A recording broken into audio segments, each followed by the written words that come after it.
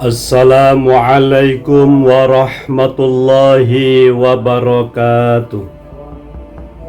Bismillahirrahmanirrahim. Alhamdulillah.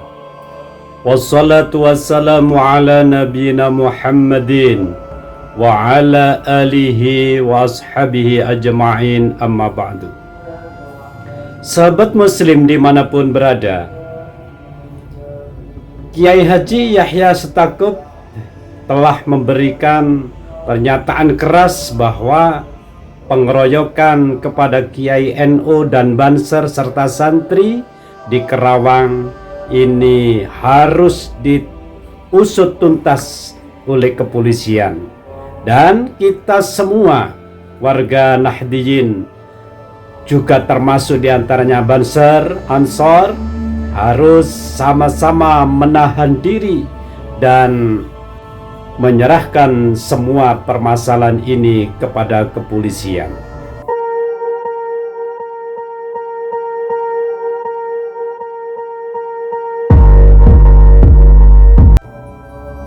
Sahabat muslim dimanapun berada, kita semua warga NU wajib memberikan contoh bertindak semuanya di dalam menghadapi masalah harus sesuai dengan hukum dan undang-undang yang berlaku. Karena NU tidak pernah ada catatan merah memberontak apalagi melawan kepada pemerintah sejak berdirinya NU pada tahun 1926. Sahabat muslim dimanapun berada, kita termasuk warga Malang di Jawa Timur ikut prihatin atas terjadinya pengeroyokan di Kerawang. Merupakan tindakan premanisme, tindakan yang sewenang-wenang yang dilakukan oleh mereka kelompok-kelompok yang tidak bertanggung jawab dengan melakukan pengeroyokan tanpa alasan yang jelas. Allahu Akbar.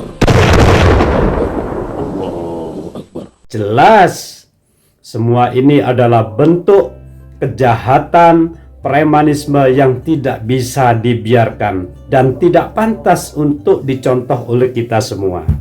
Maka dari itu, marilah kita semua terus mengawal kasus ini di kepolisian, baik lewat media ataupun kita secara langsung berkomunikasi dengan pihak-pihak yang bersangkutan dimanapun berada, agar kasus ini bisa terjawab dengan tuntas. Ada apa sebenarnya di balik kasus pengeroyokan di Kerawang, Jawa Barat ini? Sahabat muslim dimanapun berada, barusan kita semua mendengar kabar bahwa salah satu dari pengeroyokan itu sudah tertangkap. Mudah-mudahan ini adalah kabar yang benar.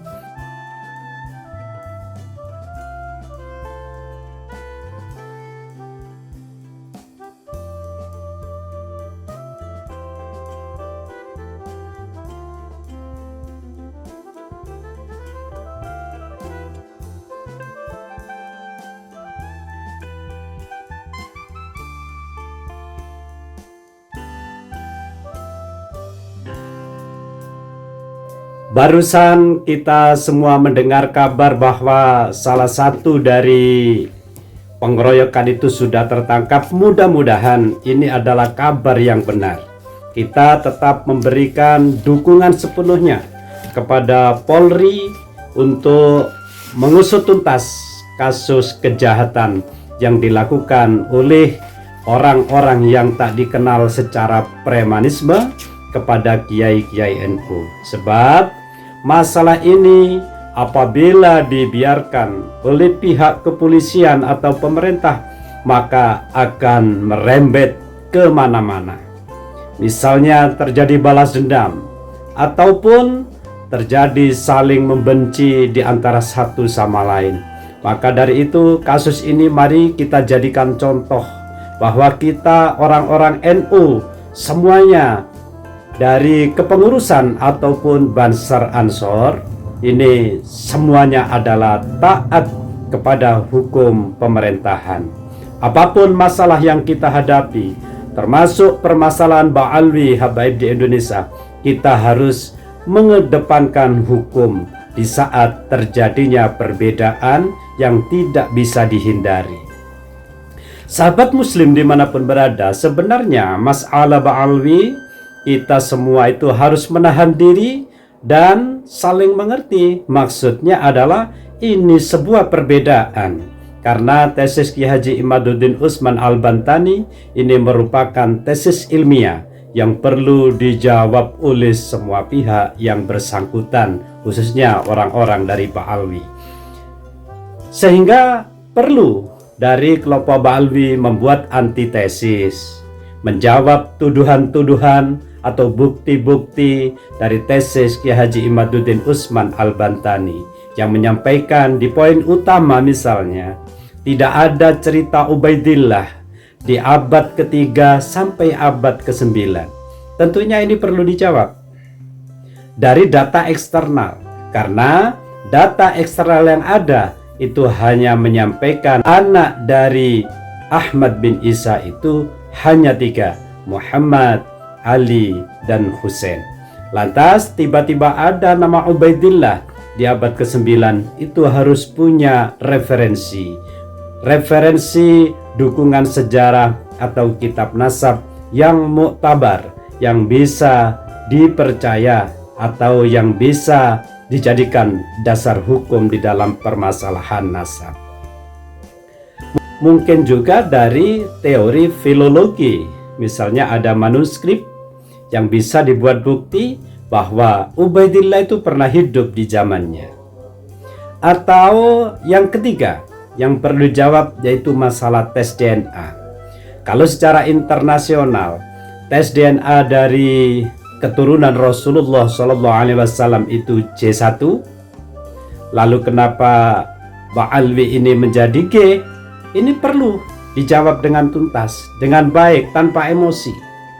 Nah, kalau itu semua terjawab, maka berarti Ba'alwi habaib Indonesia ini memang sambung nasab kepada Rasulullah. Tapi bila tidak bisa menjawab, tentu tesis Kiai Haji Imaduddin Usman Al-Bantani cukup untuk dijadikan pegangan bahwa habaib Ba'alwi di Indonesia putus nasab kepada Rasulullah Shallallahu Alaihi Wasallam. Sahabat muslim dimanapun berada, sebenarnya putus nasab atau tidak, secara akal sehat kita itu tidak penting bagi mereka yang bersangkutan. Jadi Ba'alwi bila dikatakan putus nasab, terserah saja. Kalau Ba'alwi yakin tersambung, terserah orang tidak percaya. Kalau kita memaksakan nasab kita kepada orang lain untuk percaya, itu juga bentuk kejahiliaan semacam itu. Nah, sahabat muslim dimanapun berada, marilah kita semua saling membuka hati. Adanya perbedaan ini jangan dijadikan sesuatu yang sampai menimbulkan korban sehingga tidak taat kepada hukum seperti pengeroyokan yang terjadi di Karawang. Ini adalah contoh perbuatan yang tidak baik, contoh perbuatan orang-orang yang tidak berpendidikan, contoh perbuatan orang-orang yang tidak bermoral, tidak berakhlak. Seharusnya bila ada masalah, kita ada media hukum, kita bisa lapor kepada kepolisian atau kita bisa tabayun bila ada permasalahan dengan orang-orang yang berkepentingan. Itu adalah watak-watak dari ulama-ulama NU atau orang-orang NU. Tidak main hakim sendiri. Kalau main hakim sendiri, saya kira semua orang bisa itu. Semua orang bisa, jangan menganggap remeh orang lain. Orang lain juga punya kekuatan yang sama. Namun semua itu akan membawa dampak negatif bagi seluruh anak bangsa Indonesia dan akan membuat luka yang selamanya menjadi kenangan yang tidak baik di masing-masing pihak. Maka dari itu sahabat muslim dimanapun berada, marilah kita semua warga NU memberikan contoh sebagai warga NU yang baik, sehingga kita harus menampakkan bahwa kita semua ini adalah taat kepada hukum, baik hukum negara ataupun hukum pemerintahan. Wallahul muwaffiq ila aqwamit thoriq. Wassalamualaikum warahmatullahi wabarakatuh.